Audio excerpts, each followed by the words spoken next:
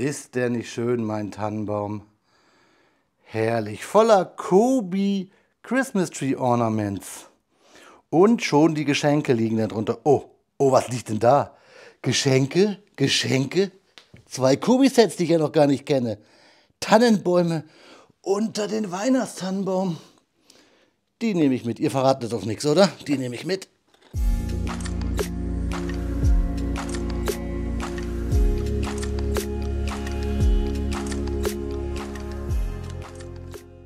Willkommen in der Noppenklötzchenscheune. Mein Name ist Blockstar und ja, Freunde, man kann es doch kaum erwarten. Oder man will doch wissen, was ist unter dem Baum. Deswegen wollen wir uns auch hier sputen, denn wir sprechen heute über das Kobi-Set 20.007, den Heiligabend. Und lasst uns auch noch mal über das erste Geschenk aus dem Hause Kobi mit Klemmbaustein sprechen, nämlich das erste GWP, das wir bekommen, ab einen Warenbestellwert von 60 €. Unser Christmas Gift, das Kobi-Set 20.008. Also, lasst uns sputen wie Knecht Ruprecht, kommt mit mir auf den Bautisch, dann schauen wir uns den Inhalt dieser beiden Sets aus der Merry Christmas Serie genauer an.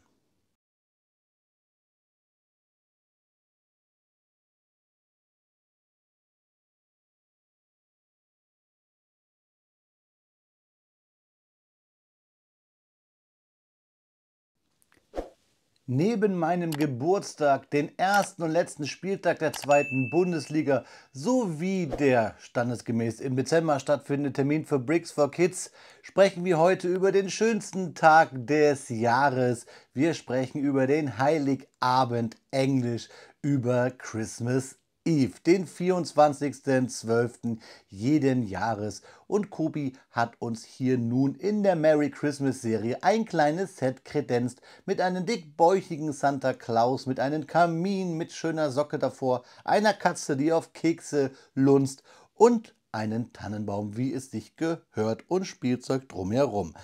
Aus der Christmas-Serie habe ich euch schon gesagt, die 20.007, 180 Steinchen, eine Minifigur und eine Katze. Deswegen bin ich richtig Fan dieses kleinen Sets. Und was es ja auch dazu gab in der anlaufenden Weihnachtszeit ist das Christmas Gift, das GWP, nämlich hier eine kleine Tanne, ein Spielzeugpanzer, ein Geschenk und ein Mensch, der, nennen wir ihn mal, Blockstar sein könnte, mit einer roten Zipfelmütze, ähnlich wie hier unser Santa. Hier haben wir 35 Steinchen und eine Minifigur, die 20.008. Schauen wir uns die Rückseiten an, da sehen wir dann die Sets auch nochmal und vor allen Dingen auch die Größenangaben. Hier unser kleines GWP wird 7,5 cm lang und 6,5 cm hoch mit der Tanne mit der goldenen Spitze. Hier haben wir dann eine gebaute Tanne und kommen daher auf 10 cm und haben eine Länge von 16 cm. Also hier die typische Art und Weise, wie Kobi Bäume baut, und dann einmal das Formteil dazu. Wir lassen jetzt diese beiden weihnachtlichen und christlichen Sets irgendwie, ja, weil es ist nun mal eine christliche Tradition, fliegen, engelsgleich möchte ich mal behaupten, und dann schauen wir uns den Inhalt der Kartons genauer an.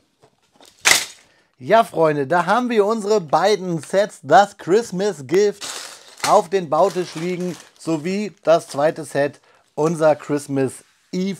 Wir haben hier 2 Tüten für 35 Steinchen und wir haben hier 10 Tüten und eine 10×16er Plate in diesem Nougatbraun für unser Christmas Eve. Wir schauen uns mal kurz die Anleitung an hier für unser GWP. Das ist nur quasi eigentlich ein gefaltetes Blatt. Wir haben Bausteps 1 bis 6 und auf der Rückseite sehen wir die Steinchen, die wir in dem GWP haben, und wie immer sind sie benummert, die Steinchen, und wenn euch da ein Stein fehlt, könnt ihr es hier unten bei Kobi gleich monieren. Ich will mal gucken, ob ich das einscanne, wobei es bringt euch ja nichts, weil dieses Formteil fehlt. Dann haben wir hier 10 Tüten und haben dann auf dieser Postkarten großen Anleitung, die Klammer gebunden ist, dann etwas mehr Seiten, nämlich wir gehen vom Baustep 1 bis Baustep 32. Man darf hier diesen Traktor nicht vergessen, den es so ähnlich sogar mal von Kobi gab. Also 32 Bausteps und dann hier hinten eine sehr bunte Übersicht an Steinchen, die verbaut wurden bis sogar auf die letzte Seite. Und was ich ganz toll finde, neben diesen Weihnachtsmännern-Figuren, da müssen wir auch ein bisschen drüber reden, denn die hat so eine Art Lego-Beine, ist dass wir hier sehr viele tolle Drucke haben. Diesen Teppich, der sehr toll bedruckt ist und, was man ja auch schon auf der Anleitung sieht, dieses Muster auf der Socke, das ist auch schön bedruckt. Generell ist in diesem Set richtig viel Liebe drin. Das gefällt mir. Deswegen freue ich mich, euch diese tollen Sets am Fest der Liebe an Christi Geburt bzw. an Heiligabend. Christi Geburt zog sich ja bis in den 25. hin, so sagt man, ich war leider nicht dabei. Aber deswegen finde ich ganz gut diese Sets, dass Kobi da so einen rausgehauen hat. Ja, hauen ist nicht das Stichwort, denn wie gesagt, es geht um das Fest der Liebe, das Fest aller Feste. Ich wünsche euch jetzt viel Spaß bei den Fakten rundherum um die Weihnachtszeit. Und mir wünsche ich natürlich, wenn ich schon sage, was für tolle Steine, was für tolle Farben, viel Spaß beim Klemmen und ich weiß, die gönnt ihr mir. Also Freunde, nehmt euch ein paar Zimtsterne, ein Glühwein und lauschet den Fakten.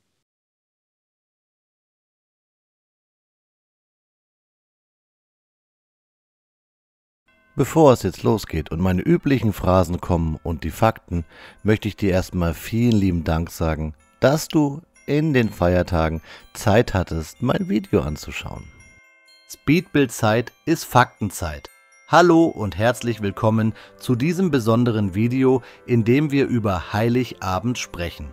Heute verrate ich euch spannende Fakten und Bräuche, die ihr vielleicht noch nicht kanntet. Also bleibt dran, denn es wird festlich. Fakt Nummer 1. Warum feiern wir Heiligabend am 24. Dezember? Heiligabend, der 24. Dezember, ist der Abend vor dem ersten Weihnachtsfeiertag. Der Ursprung geht auf die biblische Erzählung zurück. In der christlichen Tradition beginnt der Tag bei Sonnenuntergang. Deshalb wird schon am Abend des 24. Dezember die Geburt von Jesus Christus gefeiert, obwohl der eigentliche Weihnachtstag der 25. Dezember ist. Fakt Nummer 2. Der Weihnachtsbaum, ein Brauch mit langer Geschichte. Der geschmückte Weihnachtsbaum, den wir alle lieben, hat seine Wurzeln in Deutschland. Die erste dokumentierte Verwendung eines Tannenbaums zu Weihnachten fand im 16. Jahrhundert in Straßburg statt. Martin Luther, der berühmte Reformator, soll einer der ersten gewesen sein, der Kerzen an einen Baum gehängt hat, um den Sternenhimmel nachzuahmen. Heute gibt es in fast jedem Haushalt einen Weihnachtsbaum, sei es echt oder künstlich. Fakt Nummer 3. Die Tradition der Geschenke. Warum beschenken wir uns eigentlich an Heiligabend? Die Tradition des Schenkens symbolisiert die Geschenke der heiligen drei Könige an das Christkind. Aber der Brauch, Geschenke am Abend des 24. Dezember auszutauschen, ist besonders in Deutschland und Österreich verbreitet. In vielen anderen Ländern, wie den Vereinigten Staaten, findet die Bescherung erst am Morgen des 25. Dezember statt. Fakt Nummer 4. Der Weihnachtsmann und das Christkind. In Deutschland bringt in vielen Regionen das Christkind die Geschenke, während in anderen der Weihnachtsmann zuständig ist. Das Christkind, eine kindliche Darstellung von Jesus, wurde im 16. Jahrhundert von Martin Luther populär gemacht, um den heiligen Nikolaus zu ersetzen. Der Weihnachtsmann, so wie wir ihn heute kennen, hat seinen Ursprung in einer Werbekampagne einer berühmten Limonadenfirma im 20. Jahrhundert. Ja, ihr wisst, welche ich meine. Fakt Nummer 5. Der Heiligabend als stiller Feiertag. Wusstet ihr, dass der 24. Dezember in Deutschland als stiller Feiertag gilt? Das bedeutet, dass öffentliche Veranstaltungen mit lautem Lärm oder Tanz in vielen Bundesländern verboten sind. Die Regel soll sicherstellen, dass die Menschen sich auf die festliche und besinnliche Atmosphäre des Weihnachtsabends konzentrieren können. Fakt Nummer 6. Heiligabend weltweit. Heiligabend wird in vielen Ländern unterschiedlich gefeiert. In Mexiko gibt es zum Beispiel die Posadas, eine 9-tägige Feier, die am 16. Dezember beginnt und am 24. Dezember endet. In Island hingegen öffnen viele Menschen ihre Geschenke bereits am Nachmittag des Heiligabends nach einem Festessen mit geräuchertem Lamm. Fakt Nummer 7. Der Rekord für das größte Weihnachtsessen. Zum Schluss noch ein Rekord. Das größte Weihnachtsessen der Welt fand im Jahr 2013 in Indien statt. Über 45.000 Menschen kamen zusammen, um an einem gemeinsamen Festessen teilzunehmen. Das zeigt, wie Weihnachten Menschen auf der ganzen Welt verbindet. Mindestens genauso verbindet wie Klemmbau. Und wo wir gerade bei Weihnachtsessen sind, Frank Zander, den wir alle kennen als Kurt, als Stadionsänger von Hertha BSC Berlin, ich sag nur nach Hause gehen wir nicht, oder als den Sänger des grandiosen Teenage Mutant Hero Turtles Intro, darf man nicht vergessen, dass der seit 1995 in Berlin jährlich um Weihnachten 2500 Obdachlose bewirtet bei seinem Weihnachtsessen. Und das jetzt schon seit fast 30 Jahren. Der Herr ist mittlerweile 82, Stand 2024 und hat extra in diesem Jahr eine Stiftung gegründet, damit auch nach seinem Ableben diese Weihnachtsessen weiter stattfinden können. Und das zeigt halt auch, dass egal welche Person man ist, man kann immer was Gutes tun. Ob man Blödelbade ist, ob das wie ich Blogstar bin, der Bricks for Kids unterstützt, oder vielleicht du, der einfach nur mal die Pfandflaschen auf die Mülltonne stellt, damit ein Obdachloser sich die Pfandflasche eintauschen kann und 25 Cent in sein Salär hat. Wir alle können mit Kleinigkeiten irgendetwas Gutes tun. Und ich finde, das sollte man am Fest der Feste nicht vergessen, denn da geht es ja um Liebe, sprich um Nächstenliebe. Und ich sag's gleich sowieso nochmal, aber vielen lieben Dank fürs Anschauen und ich wünsche euch und euren Familien, dir ganz besonders, ein frohes Weihnachtsfest.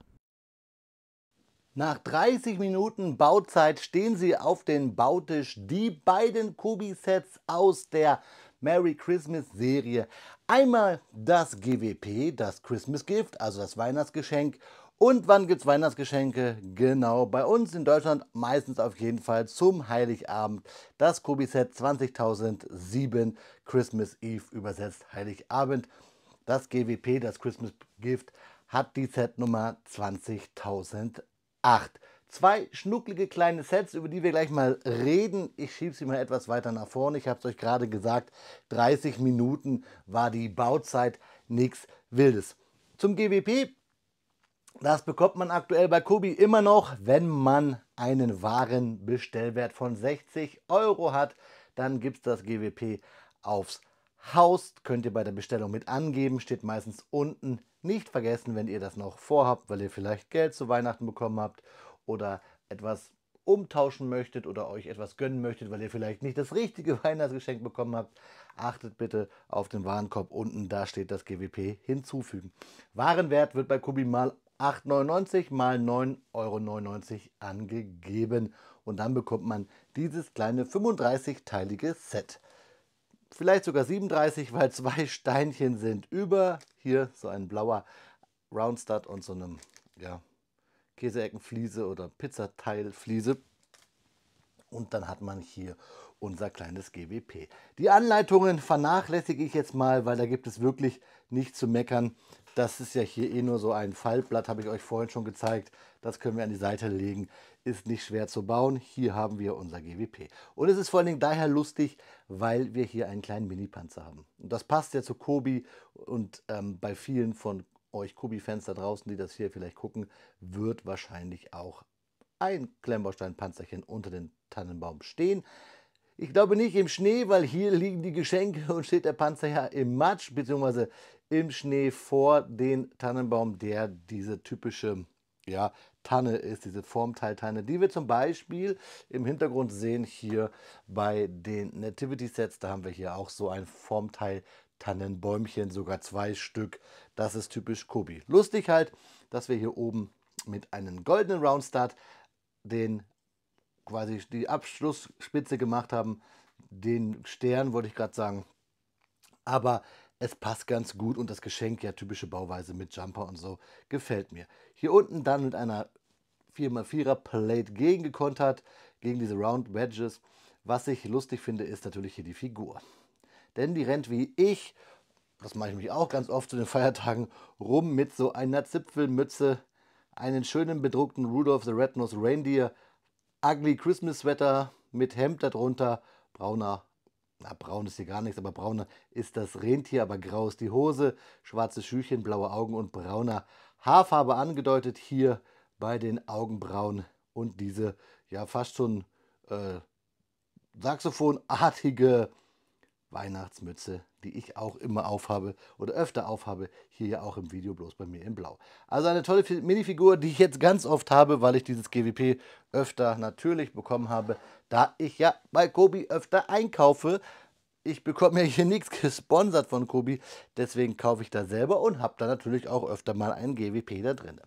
Das gleiche dann natürlich hier im Sinne von der Pfiffigkeit bei unserem Heiligabend-Set. Auch hier die Anleitung, ja, da gibt es nichts zu meckern. Auch hier haben wir ein paar Steinchen über. Hier sogar ganz interessant, diese kleinen Finnen und diese Schachfigürchen. Richtig gut gefällt mir das, weil wir haben hier wirklich eines der pfiffigsten kleinen Sets des Jahres, muss ich sagen, weil wir haben viele Drucke, wir haben viel Verspieltes, wir haben eine Katze, das liebe ich, und wir haben, ich glaube, zum ersten Mal so ein Cookie bedruckt. Bei Kobi habe ich vorher so nicht gesehen. Kann sein in der Action Town. Ich habe hier noch nicht viel Action Town vorgestellt, obwohl hier hinten im Regal, lustigerweise genau hinter dem Christmas Eve Set, stehen ganz viele Action Town Sets. Warum ich dieses Set ganz besonders spannend finde, ist, weil wir hier einen Weihnachtsmann haben, der auch so eine Mütze hat, der einen, ja, Kopf hat, den wir irgendwoher kennen, allerdings mit, tada, mit keiner Nase, da sieht man es vielleicht. Und in diese mit keine Nase steckt man dieses Bartformteil und schon hat diese Figur ein Bart. Und dann haben wir diesen, ja, klubbigen Körper mit den Ärmchen von Kobi, aber Beinchen, die wir, ja, irgendwoher kennen. Und woher kennen wir solche Beinchen? Die kennen wir aus dem Hause Dänemark. Wenn ich mal da so ein Set eines dänischen Herstellers nehme, und da sitzt auch so ein Santa Claus drauf, den nehme ich mal. Der hat ähnliche Hosen. Den klaue ich die jetzt mal hier und ich wollte mal wissen, ob ich die austauschen kann, weil von der Größe passt es. Das Einzige ist, dass bei der Kobi-Figur hier die Schuhe abgerundet sind. Sonst sieht es fast ähnlich aus. Liegt daran, dass das noch ein altes Formteil ist, weil Kobi ja früher Figuren hatte, die waren sehr, sehr ähnlich, was Lego-Figuren angeht. Und guck mal hier, zack, schon habe ich meinen Weihnachtsmann von Kobi gepimpt mit einer Lego-Hose. Die schwarzen Stiefel sehen sogar noch besser aus, oder? Und machen wir mal den Umkehrschluss, machen wir hier richtig Zombie-Massaker, kriegt der Weihnachtsmann von Lego hier auch die Kobi-Hose. Die ist ja nicht ganz so farbecht, echt zum Rest. Ich stelle es mal hier drauf, mal gucken, ob meine Freundin das merkt, wenn dieser Schlitten von Lego unter den Weihnachtsbaum geht. Ja, also, die Figur ist ganz lustig. Diese Hose hier, die ist jetzt von Lego, aber Kobi hat halt früher die Best-Lock-Figuren mit benutzt und da gab es diese, ja, Lego-Ähnlichkeiten. Bei den Hosen hat es bis heute ein bisschen beibehalten. Kobi und Lego haben ja sowas Ähnliches wie ein Stillschweigeabkommen, meine ich, und deswegen ist wahrscheinlich hier so eine Lego-artige Hose. Ich mache es jetzt doch mal wieder zurück, weil wir wollen ja nicht wirklich mischen und ihr sollt nicht das Falsche von mir denken. Ist halt dann auch d'accord, vor allem weil der Rest der Figur ja alles sehr Kobi-mäßig ist. Ja, das nur so der kleine Exkurs, wenn es um die Hosen geht.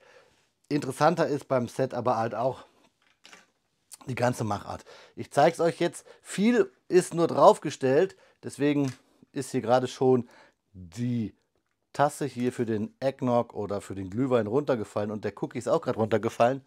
Aber ja, fangen wir einfach mal so an, dann zeige ich es euch so. Schaut euch mal diese coole Idee des Schachbretts an mit diesen typischen 1x1er-Plates, die ein Loch haben und dann diese Zapfen reingesteckt, die es bei Kobi ja schon öfter gab, im Mittelalter-Sets. Ich weiß gar nicht, ob bei den Römern auch welche dabei waren, aber wir haben diese Nupsis schon ein paar Mal gehabt. Hier ganz toll angedeutet mit einem Schachbrett. Natürlich hat es nicht die richtige Kästchenanzahl, aber wenn es so hier vor dem Kamin liegt, sieht das schon schön nach Spieleabend aus. Dann haben wir einen gelben, ja, Schlepper, Trecker, wie auch immer man das sagen möchte, oder Bulldog, je nach Region in Deutschland. Lustigerweise gab es so einen ähnlichen auch schon mal von Kobi als Set, schön gelöst hier mit Brackets, finde ich richtig lustige Bautechnik und auch hier mit dieser typischen Lampenhalterung von Kobi. Bei vielen Panzern kommen mit den Lampen dran. Hier schön als Universalaufnahme für eine Amazon oder so, finde ich richtig cool. Also richtig sich was gedacht bei so einem kleinen Spielzeugchen. Dann natürlich eine Eisenbahn, hier ohne Schornstein, aber mit Rädern draufgesetzt auf diese 1x2er-Plates mit 3 Bars pro Seite. Habe ich so auch noch nicht gesehen, gefällt mir. Und dann hier oben der 1x2er Technik-Brick, finde ich gut. Schornstein fehlt, aber trotzdem sonst eine schöne Sache. Dann haben wir hier ein Geschenk, ganz normal mit Jumper-Plate oben drauf gesetzt, 2x2er und dann halt oben die 1x1er in blau. Und dann, muss ich mal so machen, haben wir hier noch einen Tisch aus diesen typischen Eimerteil und dieser typischen Fliese, die wir bei Kobi oft als Luke haben bei Panzern. Wir haben dann hier so einen Becher und dazu noch einen Cookie. Die Kamera macht es gleich scharf. Ich will nur den Cookie an mich so drauf drapieren. Und schon haben wir hier unseren Tisch mit Glasbecher und Cookie. Das ist doch weihnachtlich, denn Kekse oder generell Naschereien gehören dazu. Und jetzt lege ich das alles mal so brav dahin und zeige euch dann den Rest hier, der gebaut ist. Nämlich einmal der typische Kobi-Tannenbaum, hier mit Plates, der Größe nach angeschrägt nach oben, also Andreaskreuz-Bauweise. Dann haben wir hier Lichterketten, wie es sich gehört, nur vorne, hinten in der Ecke muss nicht viel leuchten. Das kennen wir auch in deutschen Wohnzimmern. Dann haben wir eine Katze, die wartet auf Leckereien oder dass sie in den Baum springen kann. Schön hier auch oben gerade die goldene Spitze. Dann haben wir eine Socke vor den Kamin. Der Kamin, der brennt mit diesen dreieckigen Finnen, die ich euch vorhin gezeigt habe, die übrig geblieben sind. Ein schön bedruckter Teppich. Hier zwei große Plates, die so abgerundet sind, typisch Kobi. Und eine schön gebaute Uhr, die vielleicht der ein oder andere bei seiner Oma kannte. Ich hatte so eine bei meiner Oma zum Aufziehen, die immer schön auf dem Kamin getickert hat. Das war irgendwie beruhigend. Und dann hier mit den Bars, mit diesen Röhren, schön einen Kranz noch mit Weihnachtsstern gebaut auf den Kamin. Sowie die Plate da unten, die man gut verwenden kann, auch noch für andere Sachen. Solche Steine kriegt man bei Kobi ja in der Masse selten.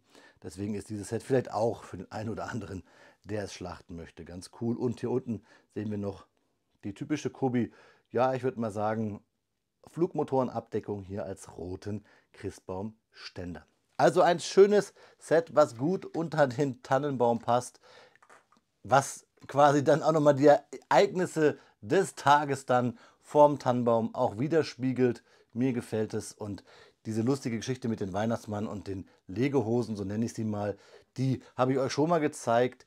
Ich empfehle euch mal oben auf dem i zu klicken. Da findet ihr nämlich das ein oder andere Kobi-Set von mir, was ich euch schon vorgestellt habe, auf meiner Kobi-Playlist. Und ich habe euch schon mal diesen Weihnachtsmann gezeigt, diesen Santa Claus, diesen rot bemantelten Mann aus der Coca-Cola-Werbung, denn ohne Coca-Cola würde es ihn ja so gar nicht geben, den es bei Kobi halt mit diesen Best-Lock-Hosen gab. Ja, Freunde, ich habe es euch gesagt, 30 Minuten, das Ding ungefähr 20, das ungefähr 10. Man kann es auch viel schneller schaffen. Es hat richtig Spaß gemacht, diese Kleinigkeiten bei Kobi mal auszuprobieren. Denn ich finde es spannend. Es muss ja nicht immer etwas mit Ketten oder Flügeln oder Rohren sein. In diesem Sinne bekommt ihr jetzt noch einmal Bewegtbilder und dann schauen wir uns zum Abschluss in die Augen, liebe Freunde. Ja, Freunde, wie immer an dieser Stelle bekommt ihr Detailbilder, diesmal in 360 Grad Bewegtbildformat. Die beiden Sets aus der Merry Christmas Serie von Kobi wandern natürlich wieder unter meinen Weihnachtsbaum. Und jetzt könntet ihr mir ein kleines Geschenk machen und vielleicht schreibt ihr mir in den Kommentaren, was liegt denn bei euch klemmbausteintechnisch unter den Weihnachtsbaum? Baut ihr eine Eisenbahn auf? Habt ihr vielleicht auch eine Klemmbaustein-Krippe? Es gibt ja mittlerweile auch andere Hersteller, die eine Weihnachtskrippe aus Klemmbaustein anbieten. Oder habt ihr andere Sets, vielleicht von Lego, eine Tanne oder einen Schlitten oder wie auch immer unter den Tannenbaum stehen oder neben? Mich würde es interessieren, wie ihr mit Klemmbausteinen euer Weihnachtsfest dekoriert. Schreibt es mir gerne unten in die Kommentare und jetzt schauen wir uns zum Abschluss noch einmal in die Augen und ich habe noch eine kleine wichtige Botschaft aus meinem Herzen für euch, liebe Freunde. Ja, Freunde, dass das Video schneller zu Ende, als dass der Schnee, der gestern noch vom Himmel fiel, heute schon weggetaut ist. Ich bin großer Fan der Kobi Merry Christmas Sets.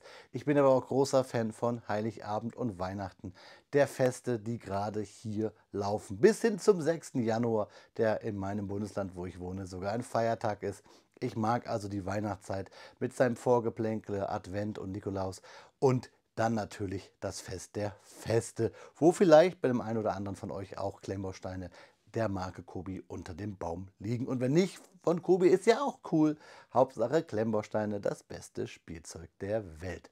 Schreibt mir vielleicht, wenn ihr dieses Video gesehen habt, eure Weihnachtsgeschenke des Jahres 24 oder wenn ihr es später seht, 25, wann auch immer, gerne unten in die Kommentare. Was habt ihr von euren Liebsten bekommen? Und dann wünsche ich euch vor allen Dingen abseits des schnöden Mammons eine schöne Zeit. Denn zu Weihnachten gehört ja Familie dazu, das Beisammensitzen, das Essen, das Trinken, das Austauschen, vielleicht auch das Popkulturelle, einen coolen Film gucken, der immer nur zu dieser Jahreszeit läuft.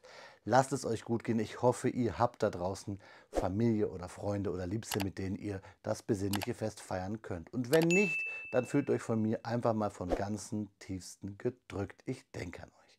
In diesem Sinne, ein frohes Fest, auf Wiederbauen, euer Freund, der Blockstar.